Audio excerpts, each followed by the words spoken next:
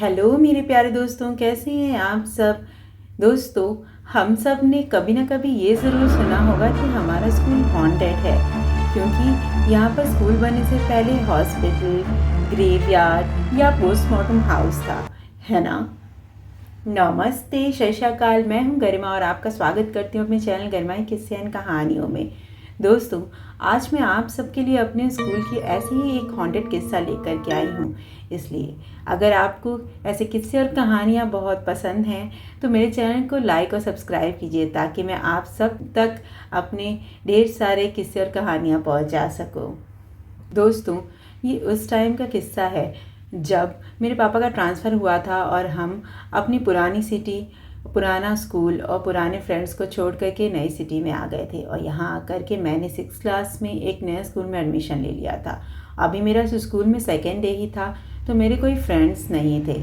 इसलिए रेसेस के टाइम पर मैं अकेले ही लंच करने के लिए जब लॉन में गई तो वहाँ मुझे एक बड़ा सा पेड़ दिखाई दिया। तो मैंने उस पेड़ के नीचे अकेले लंच करना ज़्यादा अच्छा समझा, और मैं भी लंच करने वहाँ बैठी ही थी कि मुझे वहाँ पर लड़की दिखी कि मुझे देख कर के स्माइल कर रही थी। मैंने उसे देखा तो मैंने उसे ऑफ़र किया कि वो भी आकर के मुझे लंच में ज्वाइन कर सकती है। तो वो आकर के मेरे पास बैठ गई। उसने बोला कि उसका आज फर्स्ट डे है स्कूल का, वो भी अकेले ही थी और अभी टिफ़िन भी नहीं ले कर के आई है। उसने मुझे यहाँ पर ऐसे बैठे देखा अकेले लंच करते हुए, तो मेरी तरफ आ गई। उसने मुझसे बोला कि मैं यहाँ बैठ कर के क्यों लंच कर रही हूँ, मैं चाहूँ तो उसकी क्लास के पास बैठ कर के वहाँ आराम से लंच कर सकती हूँ, वहाँ इतना शोर शराबा भी नहीं होगा, वो आराम से बात भी कर पाएंगे। तो मुझे उसका ऑफ़र ठीक लगा, तो मैंने कहा ठीक है। तो वो मेरे आगे आगे चलने लगी और मैं उसके पीछे पीछे चलने लगी। तभी अचानक से आकर के पीछे से मेरा किसी ने हाथ पकड़ा। मैंने जब पलट कर देखा तो मेरे क्लास की मॉनिटर थी। उसने बोला कि मैं कहाँ जा रही हूँ, उस तरफ जाना मना है। मैंने बोला कि ये लड़की है, इसका भी आज फर्स्ट डे है, इसका भी कोई फ्रेंड नहीं है, तो इसने लंच भी नहीं लेके आई, इसलिए मैं इसके साथ लंच शेयर करे जा रही हूँ, वहाँ पे खाने जा रही हूँ उसकी क्लास के बाहर। उसने बोला कौन सी लड़की, तुम किस लड़की की बात कर रही हो। मैंने बोला कि अरे ये लड़की, जैसे ही मैंने पीछे पलट के देखा तो वो लड़की जा चुकी थी। मेरी क्लास की मॉनिटर ने मुझसे बोला कि वहाँ जाना स्ट्रिक्टली मना है, अगर किसी टीचर को या प्रिंसिपल को पता चल गया तो मुझे रेस्टिगेट कर दिया जाएगा। मैं उसके साथ चलूँ और उसके ग्रुप के साथ बैठ कर के लंच करूँ। तो मुझे ये अच्छा लगा, मैं उसके साथ चली गई। उन सबके साथ लंच करते करते मैंने उन्हें अपने पुराने सिटी, स्कूल और अपने फ्रेंड्स के बारे में बताया। तो हम बहुत जल्दी घुल मिल गए और हम एक ही क्लास के थे, तो हम बहुत जल्दी अच्छे फ्रेंड्स भी बन गए। धीरे धीरे करके टाइम बीतता गया तो मैं उस फर्स्ट डे मिलने वाली लड़की को भी भूल गई। फिर एक दिन मैं पीरियड के बीच में मैम से पूछ कर के वॉशरूम यूज़ करने जा रही थी कि तभी मुझे उस पेड़ के नीचे वो लड़की खड़ी हुई दिखी। उसने मुझे देखकर स्माइल पास की और हाथ हिलाया, तो मैंने भी उसे झट देख कर के हाथ हिलाया और उसने मुझे अपनी तरफ बुलाया, तो मैं वहाँ गई। उसने मुझसे बोला कि उस दिन मैं कहाँ चली गई थी। वो मेरा अपने रूम के बाहर वेट कर रही थी। मैंने बोला कि मुझे मेरी क्लास की कुछ लड़कियाँ मिल गई थी, तो मैं उनके साथ लंच करने चली गई थी। उसने उस दिन भी स्कूल ड्रेस नहीं पहन रखी थी। मैंने उससे जब ये पूछा तो उसने मुझे बताया कि उसका बर्थडे है और वो मेरे लिए भी चॉकलेट्स लेकर के आई है, जो कि उसके बैग में रखी है। तो मैं उसके साथ चलूँ और उसकी बैग से चॉकलेट्स ले लूँ।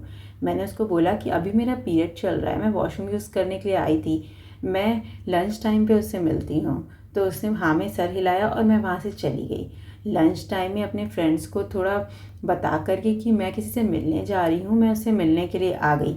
उस पेड़ के नीचे जब मैं पहुँची तो वो मेरा वहाँ वेट कर रही थी। मैंने उसको बताया कि मैं उसके लिए कोई गिफ़्ट नहीं लेकर के आई हूँ, बट मैं उसके लिए कल पक्का गिफ़्ट लेकर के आऊँगी, क्योंकि मुझे मालूम नहीं था कि उसका बर्थडे है।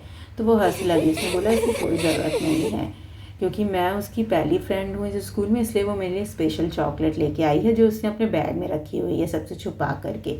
इसलिए वो यहाँ ले करके नहीं आई, नहीं वरना बाकी लड़कियाँ देखेंगी तो ले लेंगी। इसलिए मैं उसके साथ क्लासरूम में चलूँ और वहाँ जा कर के ले लूँ। तो मैंने भी हाँ में सर हिलाया और उसके साथ चलने लगी। तभी अचानक से मेरी फ्रेंड तृष्णा ने मुझे आवाज़ दी कि वो लोग सब लंच करने जा रही हैं, मैं उनके साथ जाऊँ। मैंने उससे पीछे मुड़ करके बोला कि मैं अभी इसके लड़की के साथ जा रही हूँ, इसका बर्थडे है, ये मेरे लिए चॉकलेट्स लेके आई है, फिर मैं आके लंच करती हूँ। तो तृष्णा ने बोला कि वहाँ पर कोई भी लड़की नहीं है, मैं किसकी बात कर रही हूँ। मैं जब पीछे मुड़ कर के देखा तो वो लड़की फिर से गायब थी।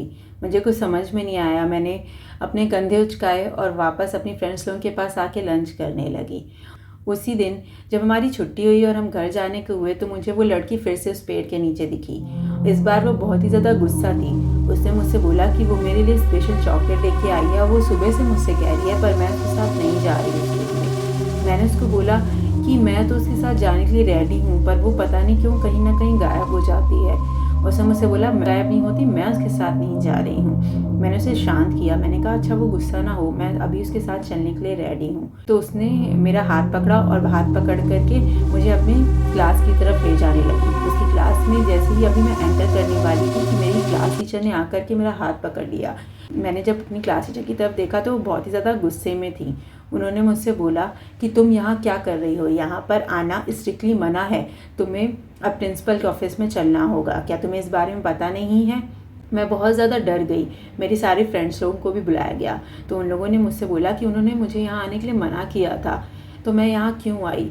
तब मैंने बोला कि मुझे वही लड़की वहाँ लेकर के गई थी। तब मेरे फ्रेंड्स लोगों ने टीचर से बोला कि मुझे वहाँ पर कोई लड़की दिखती है जिसके बारे में मैं अक्सर उन लोगों से बात करती हूँ, पर उनमें से किसी को भी वो लड़की नहीं दिखती। वही लड़की मुझे इस रूम की तरफ ले जाने की कोशिश करती रहती है। तो टीचर ने बोला कि अब ये सब फालतू की कहानियाँ बनाने की ज़रूरत नहीं है, हमें प्रिंसिपल से मिलना ही पड़ेगा। जब हम प्रिंसिपल के पास पहुँचे और मैंने उन्हें ये सारी बातें बताईं तो उन्होंने मेरी बात पर विश्वास किया और उनके जो एक्सप्रेशंस थे वो चेंज हो गए। उन्होंने बोला कि मैं अपने पेरेंट्स को लेकर के कल आऊँ और वो मुझे रेस्टिकेट नहीं करेंगी, पर उन्हें मेरे पेरेंट्स से और मुझसे कुछ बहुत ही ज़्यादा ज़रूरी बात करनी है। उस टाइम पे मेरी क्लास टीचर भी वहाँ होनी चाहिए। तो मैंने हाँ में सिर हिला दिया और अपने पेरेंट्स को आकर के जब मैंने बताया तो उन्हें लगा कि शायद मैंने कोई बहुत ही ज़्यादा शैतानी की है जिसकी वजह से उन्हें स्कूल बुलाया जा रहा है। नेक्स्ट डे जब मेरे पेरेंट्स वहाँ पर पहुँचे तब मेरे स्कूल के प्रिंसिपल ने उन्हें बताया कि मैं उस रेस्ट्रिक्टेड एरिया में जा रही हूँ बार बार, जहाँ पर जाना मना है, जबकि मुझे बताया गया इस बारे में। तो मैंने जब अपने मम्मी पापा को भी ये सारी बातें बताई कि मेरे साथ क्या क्या हो रहा है तो वो सब चीज़ें सुन के वो बहुत ही ज़्यादा डर गए। उन्होंने बोला कि उन्हें मेरे ऊपर बहुत पूरा विश्वास है क्योंकि मैं इस तरीके की चीज़ें नहीं बोल सकती हूँ। प्रिंसिपल ने बोला कि उन्हें भी पूरा विश्वास है, ऐसा पहले भी लड़कियों के साथ हुआ है और उस रूम में जो भी लड़की जाती है वो कभी भी वापस नहीं आती। वो कहाँ चली जाती है उन्हें बहुत ढूंढा जाता है पर नहीं मिलती, इसीलिए उस रूम को लॉक कर दिया गया। आज से कई साल पहले वहाँ पर क्लासेस लगती थी, पर जब से लड़कियों ने गायब होना शुरू किया तब से वहाँ पर क्लासेस लगना बंद हो गई हैं। इस स्कूल के बनने से पहले वहाँ पर हॉस्पिटल हुआ करता था और स्कूल के उस हिस्से में उस हॉस्पिटल के पोस्टमार्टम हाउस हुआ करते थे, जिसकी वजह से वहाँ पर ऐसे हादसे होते हैं। इसलिए उस एरिया को रेस्ट्रिक्ट कर दिया गया है और वहाँ पर जाना मना है। ये सारी चीज़ें प्रिंसिपल मैम के मुंह से सुनने के बाद हम सब बहुत ही ज़्यादा डर गए। ये बात तो मेरी क्लास टीचर को भी नहीं पता थी, वो भी बहुत ही ज़्यादा डर गई। हम सब ने बोला कि अगर इस तरीके से किसी को कुछ हो जाता तो क्या होता, अगर मैं उस रूम में चली जाती तो मेरा क्या होता।